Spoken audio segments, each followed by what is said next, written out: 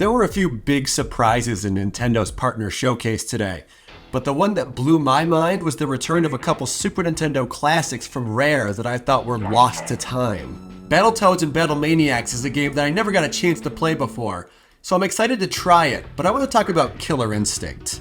The classic arcade KI has been available on Xbox for 10 years now. But in the 90s, I only played the game in arcade a couple of times. But today, we finally got a re-release of the Super Nintendo port of Killer Instinct. That's the game I played for hundreds of hours and never got even slightly good at. I'm sure there's an argument that Arcade KI is the original and best version of the game. Why do we need this lesser port? Killer Instinct in the arcade was a taste of the future. Available for your home in 1995, only on Nintendo Ultra 64. This was a game that couldn't exist on a 16-bit system.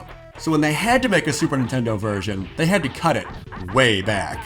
They had to get rid of the 3D elements and cool animations and scale down the big pre-rendered characters. The result was still a fantastic fighting game that I don't know how to play, but a very different experience from the arcade original. When Xbox released Rare Replay, a huge compilation of Rare's history, there were no Super Nintendo games present at all. I quietly accepted that the only way I'd ever play this version was by hooking up my Super Nintendo and failing to understand even the basic mechanics of the game. Until literally today, when it showed up in a freaking Nintendo Direct, with like Blast Core and Battlemaniacs? Snake, Rattle, and Roll? What's going on? So in case you were wondering why they would bother releasing this weird 2D port of Killer Instinct, it's for me.